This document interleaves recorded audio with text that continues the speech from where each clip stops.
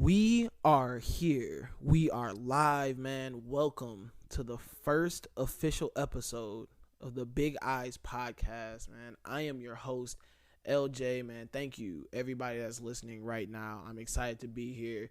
And the Big Eyes podcast is just all about anime and manga. I'm going to be talking about the latest chapters, big news that's going on, and other cool shit that's happening in the anime and manga world. So, once again, I'm very excited to be here. I'm very happy to be doing this. Anime and manga has been something that's been a part of my life for a very long time. So why not talk about it? Why not have fun with it? So let's just hop right into it, man. We're going to get into the origin story where I'll just talk about some of the news that's happening in the anime world right now. Starting us off, if you are a fan of Dragon Ball, and you just so happen to like to ride around and listen to Bach, listen to Mozart, you are in luck. A live orchestral event called the Dragon Ball Symphonic Adventure will start its North American tour on March 27th at the Rosemont Theater in Chicago. Tickets are on sale now, so you can definitely go look that up.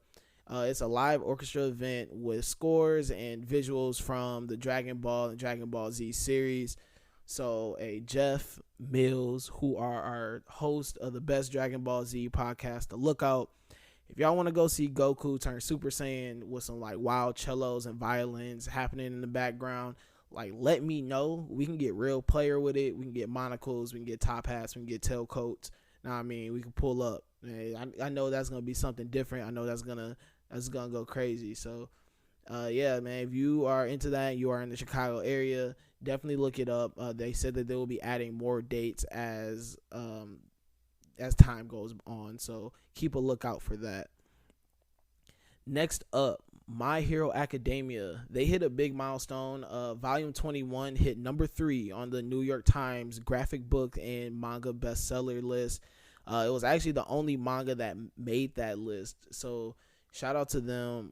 Volume 21 covers chapters 189 through 200, which focuses mostly on the rise of Endeavor as the number one hero. I really enjoyed this volume because you really get to see the growth and development of the new number one hero, and you really get to start seeing what the world of heroes looks like post All Might. So you really get to see how other heroes are attempting to step up and what it really means now to be the number one hero, and seeing Endeavor grow into that role. So man, shout out to Horikoshi and that whole team over there for that big accomplishment. And go get it, man. Volume 21 is really good. I really enjoyed that. So if you're a fan of My Hero Academia, you still need to catch up. You'll enjoy Volume 21. Next up, in a bit of gaming news, Bandai released 2 new gameplay trailers for the Tokyo Ghoul RE, A Call to Exist, which it will be releasing this Friday, actually.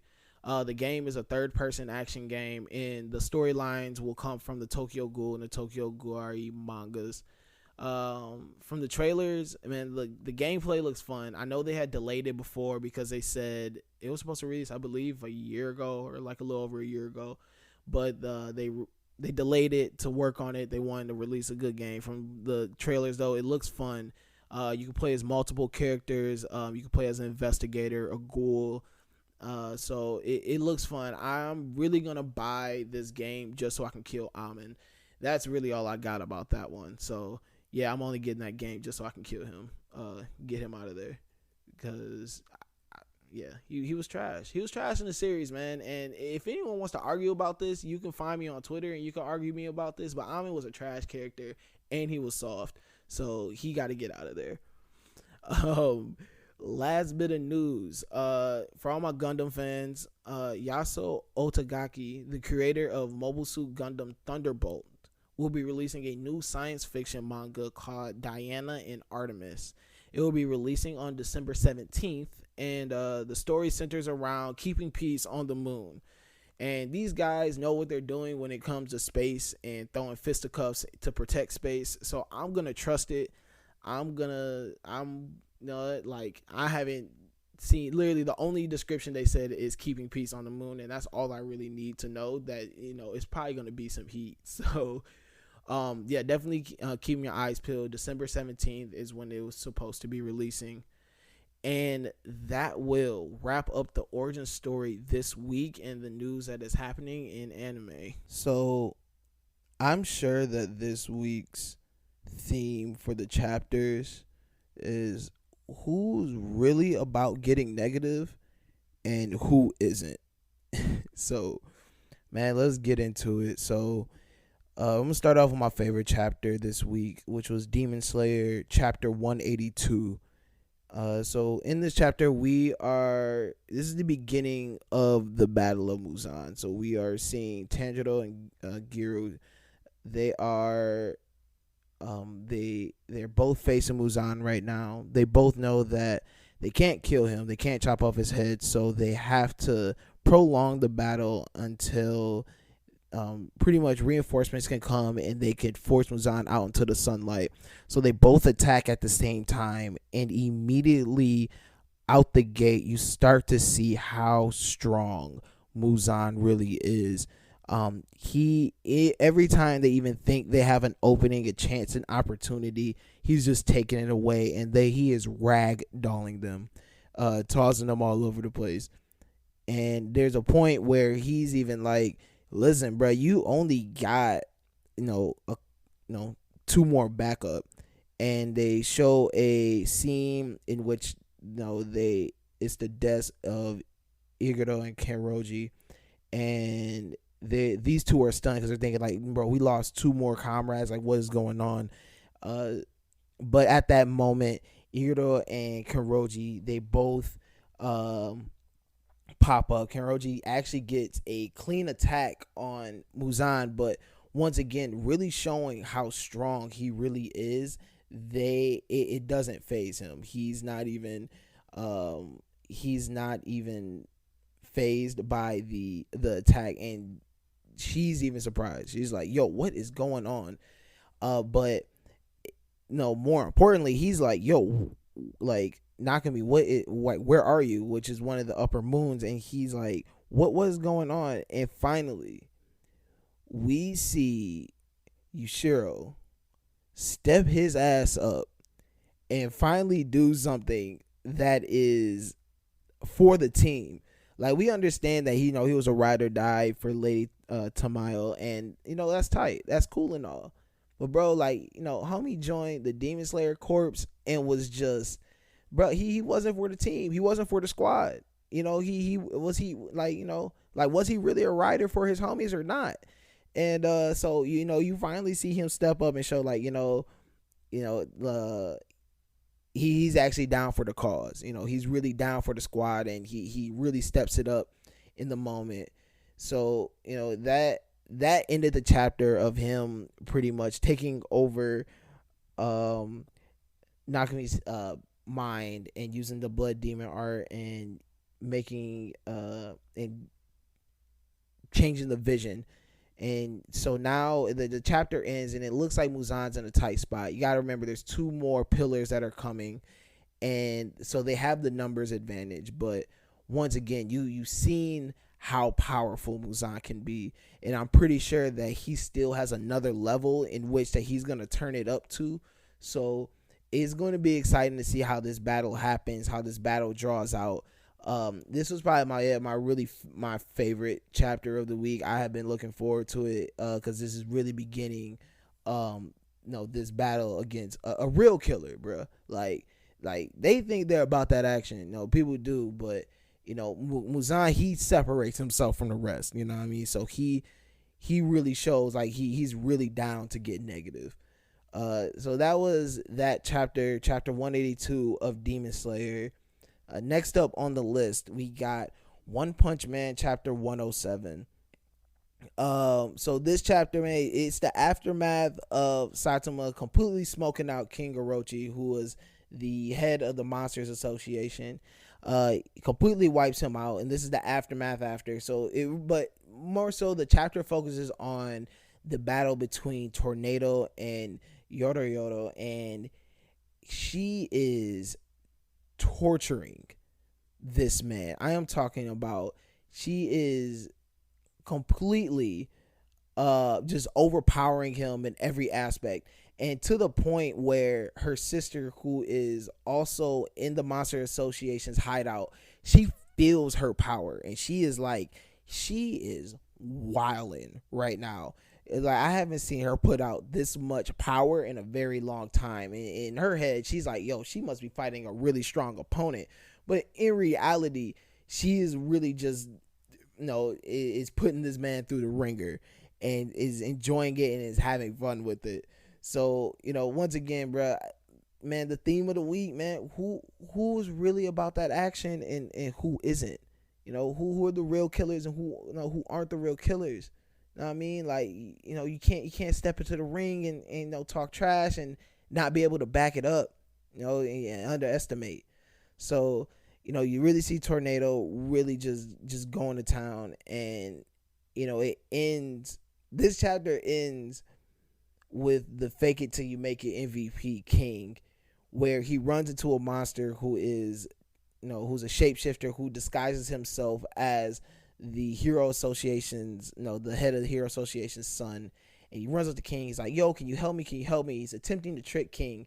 And King, who's really not wanting to be there at all, is like, I don't want to bring this kid. This kid is going to he's going to get me killed pretty much. And so he intimidates the kid and pretty much tells him to run away. He puffs out his chest, and the monster actually ends up dying from intimidation.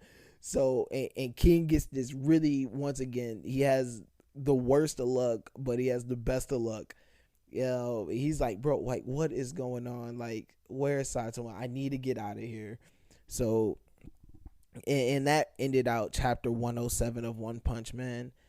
One thing about One Punch Man that I'm really looking forward to is the battle between Saitama and Garo, and I really can't wait to see if they're going to go all the way where they make Garo like an actual rival to Saitama. But I'm waiting to see that moment. But this week's chapter was fun, man. It was good to see. Tornado's one of my favorite characters actually in this story. I love how like legit cocky she is, and she's just like, listen, bro, I really don't need y'all's help. I can handle this all by myself. But I mean, if y'all want to be here, y'all could be here. How she treats the other heroes. So once again, a good chapter from One Punch Man, chapter 107. Next up on the list is My Hero Academia chapter 249. So in this chapter, we're really starting to see, we're still seeing the big three, the new big three. I'll call them Bakugo, Todoroki, Midoriya, and they're still training at Endeavors. And once again, their goal is to be able to defeat someone faster than Endeavor. So they're still working towards that. But this chapter really circles around the awkward ass family dinner that they have. And word to the wise, man, like, you should probably have your shit straight with your peoples first before inviting guests over to eat. But you know what I mean? Like, listen, he invites them over, even though there's still turmoil in the Todoroki family, and immediately off rip, it goes left. The brother leaves, his sister's trying to hold it all together. Midoriya is all up in the business, being nosy as hell for some odd reason. Man, it gets messy. And shout out to Bakugo, who gets the real nigga award for the week, because he was there like, bro, y'all need, like, why are y'all airing out y'all dirty laundry in front of people? And like, Midoriya, why you being nosy? Like, it's none of your business. Like, so shout out to him, bro. No, Bakugo is just like, man, look, I ain't here for the festivities, bro. Like, I'm out here, I'm trying to win. And so, he gets the real nigga award for the week. But the chapter ends with Endeavor is eating alone, and he's looking at a picture, and he's like, he apologizes to Toya is the eldest brother of the Todoroki family, and he, this really starts to draw a question of like, first of all, where is he? And second of all, what the hell did he do to the fact that he hasn't even shown up yet?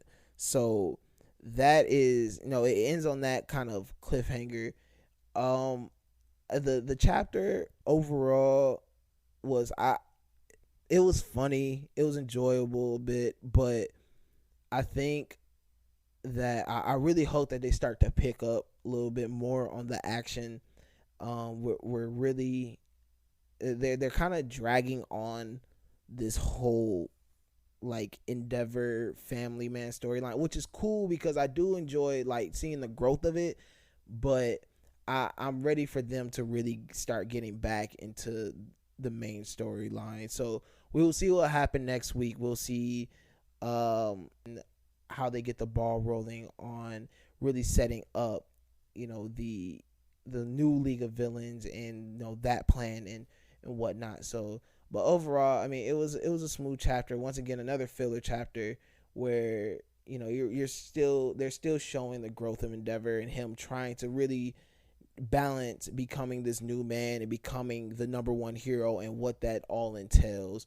So we're gonna continue to see that, and also, man, continue to see how it looks with the new big three working together and seeing how they look. Man, last chapter of the week, Promised Neverland chapter 157. So once again, Promised Neverland, this is like, they're reaching the climax of their final arc, and with this, the chapter before it ends on figuring out that Sonju is a prince, and this one starts off kind of showing him, giving him the backstory of him learning the traditional hunting ways and how hunting humans should have been, not like them growing them. And we figure out that he's the forgotten prince. He's the one that was exiled.